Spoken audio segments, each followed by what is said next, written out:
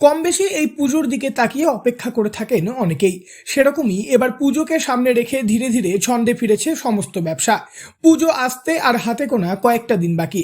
সেরকমই আশ্বিন মাসের শুরুতে জমে উঠেছে পূর্বস্থলী 1 নম্বর ব্লকের সমুদ্রগড়ের তাঁত কাপড় হাট।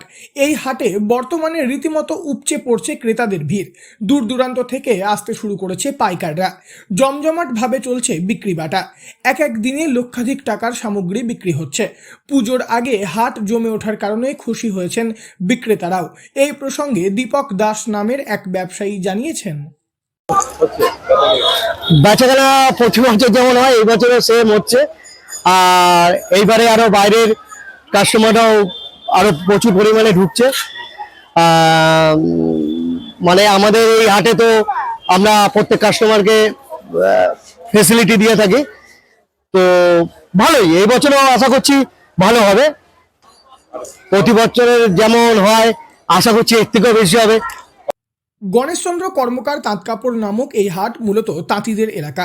সমুদ্রগড়, ধাত্রীগ্রাম, পূর্বস্থলী, শ্রীরামপুর, কালনা এই সকল এলাকায় বসবাস করেন তাঁতিরা।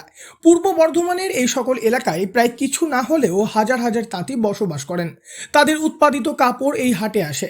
সেই সব কাপড় অন্যান্য জায়গার থেকে এখানে অনেক কম দামে পাওয়া যায়, কারণ এখানে উৎপাদন এলাকা রয়েছে। তাই সরাসরি উৎপাদন হয়ে হাটে চলে আসে শাড়ি। ভিন রাজ্যের পাইকাররাও এখানে এসে কাপড় কিনে নিয়ে যান। পুজোর আগে আধুনিক নকশার শাড়িও প্রস্তুত করেছে এবছর তাঁতিরা। এবছর সবথেকে বেশি চাহিদা রয়েছে কম দামের জামদানি শাড়ির। এই জামদানি শাড়ির চাহিদা কমে গিয়েছিল এক সময়, কিন্তু আবার নতুন করে চাহিদা বাড়ছে এই জামদানি শাড়ির। এই প্রসঙ্গে হাটের মালিক সুবীর কর্মকার জানান, পুজো তো এসে গেছে, আশ্বিন মাস পড়ে গেছে, তা বেচা কিনা মোটামুটি খারাপ না, ভালোই বেচা কিনা। অন্যান্য বছরের মতনই আজকে ভিড় হয়েছে। এখন এই কদিন তো আশা করা যায় ভিড় হবে। হাটে জামদানি যেগুলো আছে সেই শাড়িগুলো বেশি বিক্রি হচ্ছে। হাতের জামদানিগুলো অল্প পয়সার মধ্যে হাতের জামদানি। মালদা, শিলিগুড়ি, হুগলি, নামখানা থেকেও পাইকাররা পূর্ব বর্ধমানের এই হাটে কাপড় কিনতে আসে। পুজোর আগে প্রত্যেক বছর যেন জমজমাট হয়ে ওঠে পূর্ব বর্ধমানের এই হাট।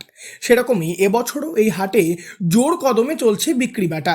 পুজো যেরকম এগিয়ে আসছে ততই ভিড় বাড়তে শুরু করেছে এই হাটে। আগামী দিনে আরও ভালো বেচা কেনা হবে বলে আশাবাদী ব্যবসায়ীরা। পূর্ব বর্ধমান থেকে বনোয়ারিলাল চৌধুরী, লোকাল 18 বাংলা।